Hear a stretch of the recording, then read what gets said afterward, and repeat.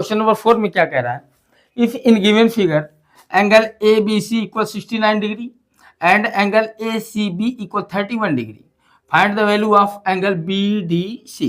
यानी हमको बताना है इस एंगल को, ठीक है, तो इस एंगल को बताना है। तो अभी देखते हैं यहाँ पे एक हम अगर बना लें तो इस ट्रायंगल को बाहर निकालते हैं, वहां से अंदर से ट्रायंगल को बाहर निकाल लें, ए बी सी को, ठीक है। तो ये हो गया ए बी और ये हो गया सी। तो इसका टोटल वैल्यू दिया है 69 डिग्री दिया है, और सी का वैल्यू दिया है 31 डिग्री, ये दिया होगा। तो सीधी सी बात, अब यदि क्लियर हो गया क्या कि ये 180 टोटल बनता है, जिसमें से हम क्या करें, इन दोनों को ऐड करके सब्ट्रैक्ट कर दें, यहाँ पे हो जाएगा, ठीक है। तो चलते हैं, लिखेंगे गिवन दैट, पहले जो दिया हुआ है given that angle A B C equal 69 degree दिया है, angle A C B equal 31 degree. To find क्या करना है,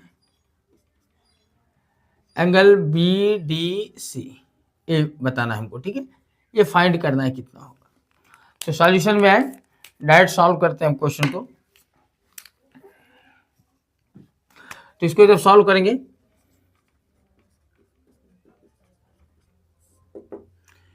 इन triangle A B C, angle A B C plus angle A C B plus angle B A C equal हो जाएगा 180 degree.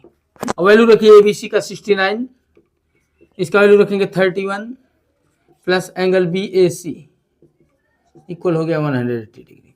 ये दोनों add करेंगे 90 डिग्री हो गया, plus angle B A C equal 180 degree. 90 उधर जाके सब्ट्रैक्ट हो जाएगा, angle B A C equal हो जाएगा 180 minus 90, angle B A C equal हो गया आपका कितना, 90 डिग्री। ये रहा इसका सॉल्यूशन, ठीक है। अभी आते हैं, बात करते हैं इसका। अब इन सभी को हम देखें अगर, तो यहाँ देखिए ये जो है जितने भी एंगल बने हुए हैं इसमें सब पे नजर डालेंगे तो ये चीज देखिए।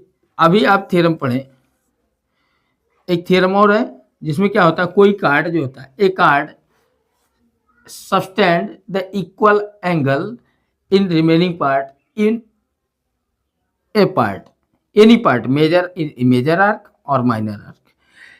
इस कार्ड के द्वारा कहीं भी आप एंगल बनाएंगे, जितने भी एंगल बनेंगे सभी एंगल इक्वल होंगे। यहाँ के देखिए, इसको यहाँ बनाएंगे तो ये भी इक्वल होगा। तो अगर इसमें देखें तो ये कार्ड देख रहे हैं बीसी, बीसी से ही डी बना है और बीसी से ही ए बना है, ठीक है। Angle subtended, both the angles have been subtended by same arc, so angle BAC will be equal to angle BDC। ये दोनों एंगल क्या हो जाएंगे, एक ही बराबर हो जाएंगे। तो लिखेंगे angle BAC equal angle BDC। यहाँ लिख सकते हैं आप सबटेंडेड बाय सेम आर्क, यानी सेम आर्क से सबटेंड किया गया, सेम आर्क से। तो BAC का वैल्यू निकाला 90 डिग्री, ये हो गया सॉल्यूशन इसका। एंगल BDC का वैल्यू हमको मिल गया, ठीक है, ये एंगल पूछा हुआ था। तो ये रहा इस क्वेश्चन का सॉल्यूशन।